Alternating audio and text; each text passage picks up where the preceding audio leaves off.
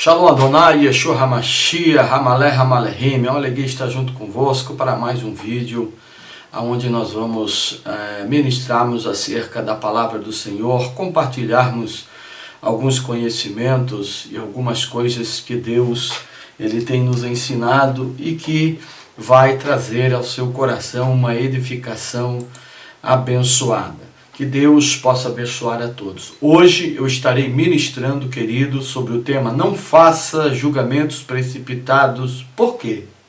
Porque eu não devo fazer julgamentos precipitados. Ou seja, não julgueis, para que não sejais julgados.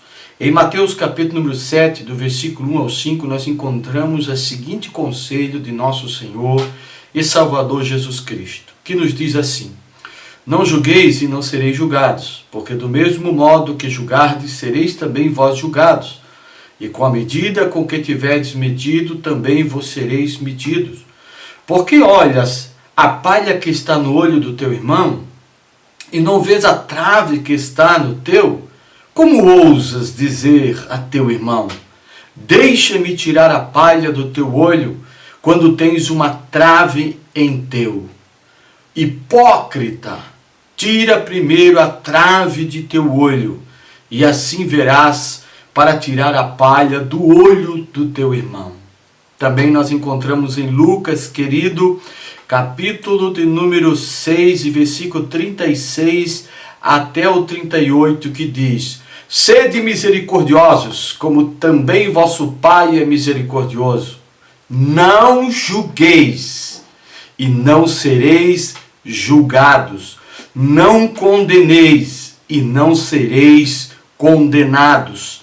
Perdoai, e sereis perdoados. Dai, e dá-se-vos-á.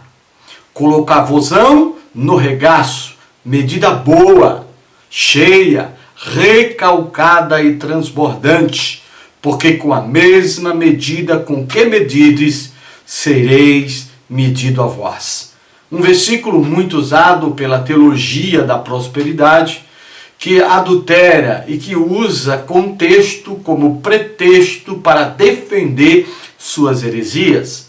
Nessa expressão de Jesus, dai, este dar está no âmbito sentimental, está falando de não julgarmos, de perdoarmos, de sermos misericordiosos. E na mesma medida com que formos manifestar nossos sentimentos, os outros também manifestarão a nós, e até mesmo Deus, mas com uma medida recalcada, sacudida e transbordante. Você que até hoje foi iludido e se permitiu ser enganado, porque você não examina as Escrituras e você muitas vezes se deixa levar pelos versículos fora de contexto que são usados como pretexto para heresias, que você possa nesse momento então ter a sua mente liberta, porque a verdade ela liberta e o conhecimento dela faz com que você entenda as verdades de nosso Senhor e Salvador Jesus Cristo. E eu quero trazer hoje algumas razões por que não devo julgar o meu irmão. Por que eu não devo julgar o meu irmão? Primeira razão: porque quem julga atrai sobre si julgamento.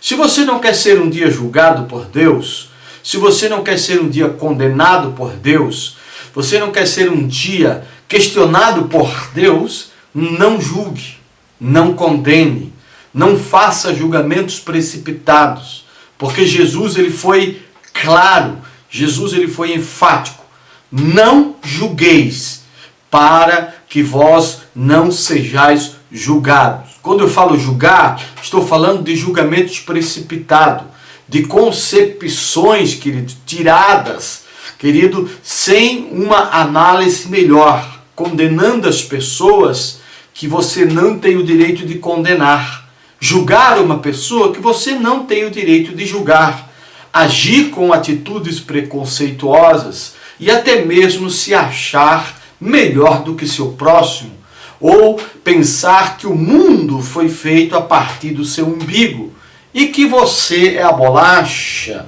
né? Ou seja, a última bolacha do pacote, e que o orgulho e a soberba te faz achar que você está um degrau acima do seu próximo, independente de classe social, independente de qualidade moral, independente de posição social. Nós somos todos iguais diante de Deus e não podemos julgar, não podemos condenar, porque este direito não temos, porque diante dos olhos de Deus nós estamos todos na mesma altura, nós estamos todos na mesma estrutura, nós caímos todos na mesma maldição, porque todos pecamos e todos carecemos da misericórdia de Deus. Todos, quando diz todos, é todos, e nenhuma de nossas qualidades será imputado como justiça, será imputado como algum tipo de barganha diante de Deus. Segunda razão, porque eu não posso julgar o meu irmão, porque quem julga constrói uma ponte que pode nos levar a ser um transgressor da lei de Deus e não um observador. Querido, ainda eu pulei aqui, querido, nós vamos aqui para a terceira razão. Terceira razão, porque nós não podemos julgar o nosso irmão. Porque quem julga seu irmão, ele será julgado com uma medida sacudida, recalcada, transbordante. Porque nós vemos que Jesus disse, com a mesma medida com que medides, serei medido vós. Querido, não adianta. Com a mesma trena que você mede seu próximo, sua esposa, você esposa, seu marido, seu filho, seu irmão, seu parente, né? Muitas vezes até com palavras você desqualifica, você até mesmo com palavra você ofende, você afronta, você se coloca numa posição de autoritarismo, numa posição elevada, que é uma posição que você não tem diante de Deus, somente diante de um coração exaltado, de uma mente apodrecida pelo orgulho, pela uma mente que está completamente destruída pela soberba e pela o seu egolatria, ou seja, a sua adoração ao seu ego. Querido, então não julgue o seu irmão, porque senão você será julgado com a mesma medida. Vamos para frente, querido. Tiago, no capítulo número 4, versículo 11 ao 12, ele nos traz, querido, uma verdade muito forte, uma verdade muito, que deveria ser muito analisada e muito vivida e praticada pelos cristãos dos últimos dias. Meus irmãos, ele diz, não falais mais uns dos outros. Por que falar mal do seu irmão? Quem fala mal do seu irmão, ou julga, fala mal da lei, e julga a lei. E se julga a lei, já não é observador da lei, mas sim um juiz. Não há mais que um legislador e um juiz, aquele que pode salvar ou destruir sua alma. Mas quem és tu? Tiago pergunta, quem és tu que julga o teu próximo? Quem és tu? Você acha que sua posição social, você acha que o seu dinheiro, você acha que suas qualidades, você acha que suas justiças, você acha que suas beneficências, você acha que alguma obra humana feita por essas mãos possui algum poder de barganha com Deus? Nós não somos salvos por obras, somos salvos pela fé, por aquilo que Cristo conquistou em nossa vida. Por isso nós encontramos a quarta razão, porque quem julga constrói uma ponte que pode levar a eu ser um transgressor da lei e não um observador da lei. Quem se acha melhor do que o seu irmão, ele pode até carregar a Bíblia debaixo do braço, mas ele nunca vai ser um observador da lei de Deus, porque ele sempre vai querer ser juiz. Quem julga é o juiz, e só existe um juiz, Jesus Cristo, nosso Senhor. Muitas vezes nós queremos nos colocar no lugar de Deus, muitas vezes nós queremos praticar a vingança que não pertence a nós. A vingança pertence ao Senhor. Nós queremos muitas vezes se colocar no lugar de Deus. José entendeu tanto isso que quando seus irmãos vieram, pensando que ele iria se vingar, ele disse, por acaso estou eu no lugar de Deus? Você pode encontrar isso em Gênesis capítulo 50. Por acaso estou eu no lugar de Deus? José reconheceu que o ser humano não tem direito de julgar ninguém. O que nós temos, o único direito que nós temos, querido, é amar a Deus. E através desse amor que Deus implanta em nosso coração, nós amarmos até mesmo nossos inimigos. E sempre respondemos o mal com o bem. Vencer todo o mal sempre com golpes de bondade. E nunca descer ao nível das pessoas cri-cri, murmuradoras, pessoas que vivem julgando o seu irmão, criticando o seu irmão, julgando uma igreja, julgando outra igreja. Queridos, nós não podemos julgar pessoas, agora podemos julgar comportamentos. Jesus, ele não julgou o pecador, Jesus não condenou o pecador, mas ele afrontava, ele confrontava os pecados dos homens, trazendo a verdade que liberta. E esta é uma verdade. Se liberte desse espírito de julgador, esse espírito de crítica, de viver apontando Ciclano e Beltrano. Aponte comportamentos que estão desconectados com os princípios de Deus. Eu afronto falsos pregadores, mas eu amo o pregador. Eu afronto, querido, falsos profetas, mas eu amo aquele profeta. Eu afronto, querida, a teologia da prosperidade, todos que promovem esse comportamento, mas amo a todos os seres humanos que estão iludidos, enganados pelo nosso adversário com uma intelectualidade completamente, querido, completamente cauterizada. Eles não conseguem, vencido pelas setas malignas, mas que eu e você possamos sempre nós estarmos cingindo nossos lombos com a verdade, estarmos sempre impondo o escudo da fé para aplacar esses dardos malignos, mentirosos, adulterinos e, querido, evangelhos que são evangelhos mercantilistas, e que possamos sempre estar com a nossa mente revestida com o capacete da salvação para não sermos enganados pelo Deus desse século, mas que possamos estar sempre, sempre, queridos, mas sempre debaixo da potente mão de Deus, se sujeitando a Ele, para que o diabo seja resistido e possa fugir de nós. Quinta razão, porque eu não devo julgar o meu irmão. Quinta razão, por quê? Porque quem julga seu próximo perdeu a memória, ou ficou desmemoriado, e não sabe se reconhecer, não sabe quem é, não consegue entender e compreender que todos nós pecamos, e todos nós carecemos da misericórdia de Deus. Todos estamos no mesmo barco, e um barco furado. Se Jesus não entrar neste barco, ou eu não entrar no barco de Cristo, o destino desse barco furado é a condenação eterna, é a destruição eterna.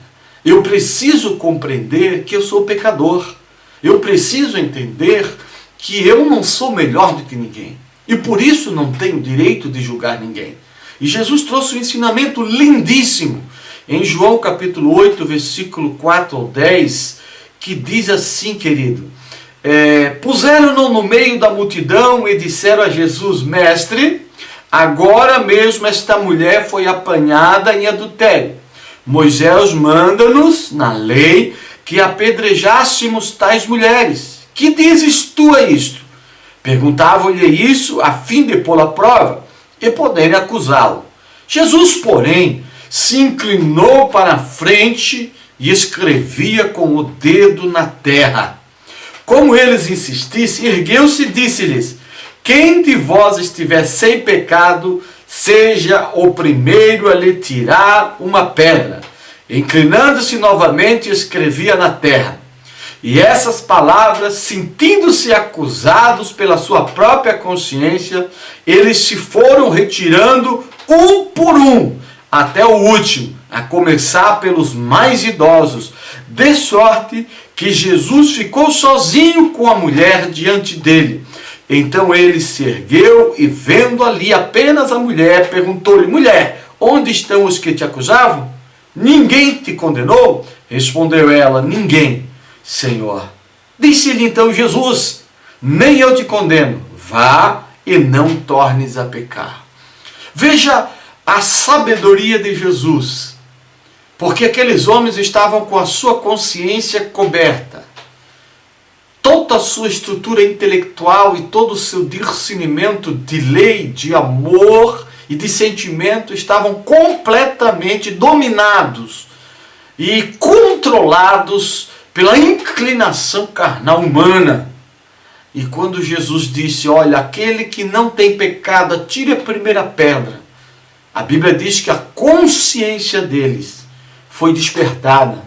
A consciência deles foi como um raio de luz que iluminou a vida deles, a ponto deles começarem a olhar para si, olhar para seus comportamentos, olharem para a sua posição, e viram que também estavam no mesmo nível, com pecados talvez diferentes, mas todos no mesmo nível, e todos mereciam, queridos, ser condenados por causa de seus pecados, por causa que nós, diante de Deus, sem a remissão de pecados, através de Jesus Cristo, sem a confissão do nosso querido e fiel perdoador que é Cristo, nós não somos salvos diante de Deus. Porque só existe um mediador entre Deus e os homens, Jesus Cristo.